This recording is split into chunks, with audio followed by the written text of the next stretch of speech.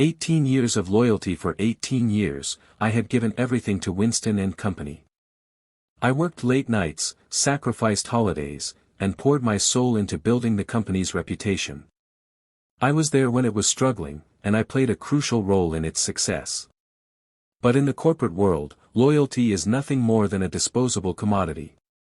That morning, as I walked into the office, I had no idea that my entire world was about to change.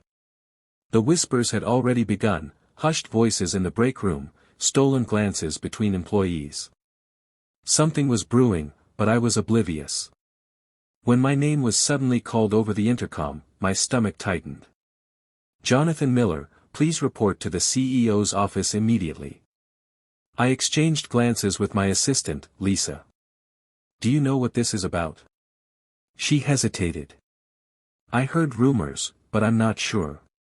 I took a deep breath and made my way to the top floor, where Richard Winston, the CEO, and the man I had covered for more times than I could count, was waiting. The fall guy. The moment I entered, I could tell this wasn't a friendly meeting. Richard sat behind his massive oak desk, his expression severe. His assistant and 2 senior board members were in the room, their eyes filled with something between discomfort and pity. Richard's voice was sharp. "Jonathan, do you know why you're here?" I frowned. "No, sir." He threw a file onto the table. "There's a serious discrepancy in our financial records, and it points directly to you." I felt a cold chill run down my spine. I knew exactly what he was talking about, because I had been the one fixing his mess for years. "With all due respect, Richard, we both know that wasn't me," I said calmly. He stood up, slamming his hands on the table. "Enough. I want you out of this company in 10 minutes. You are incompetent." There was a stunned silence in the room. My heart pounded, but I refused to let him see me break. Instead, I did something that caught him off guard. I smiled. A slow, knowing smile that made him shift uncomfortably. "No problem," I said smoothly. "I'll be out in 10 minutes. The ace up my sleeve. As I packed my belongings, employees gathered around, whispering.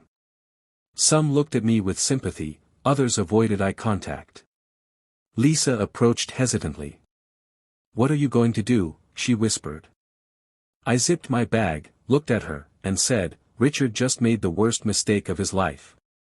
What he didn't know was that I had been preparing for this moment for years. I had copies of every fraudulent transaction, every shady deal, every misappropriated fund. I had proof that Richard Winston had been siphoning money from the company, using me as a shield. And now, he had thrown me away like garbage. Big mistake. The unraveling begins that evening. I put my plan into action. I drafted emails and sent them to the company's board of directors, the auditors, and even a few investigative journalists. Within hours, the storm began. By morning, Winston and Company was in chaos. Employees were panicking, clients were pulling out, and the media had gotten wind of a scandal brewing within the company. Richard was under scrutiny, and for the first time, the predator had become the prey. I watched the news as reporters camped outside the company headquarters. Richard's face was plastered all over the headlines, "CEO under investigation for financial fraud." I smiled. The game had only just begun. The downfall. 2 days later, Richard was forced to step down. The board had uncovered enough evidence to suspend him indefinitely, and with authorities involved, it was only a matter of time before he faced legal consequences. Meanwhile, I had already secured a better job. A rival firm, which had always admired my work, wasted no time in offering me a position, one that paid double what I had earned before.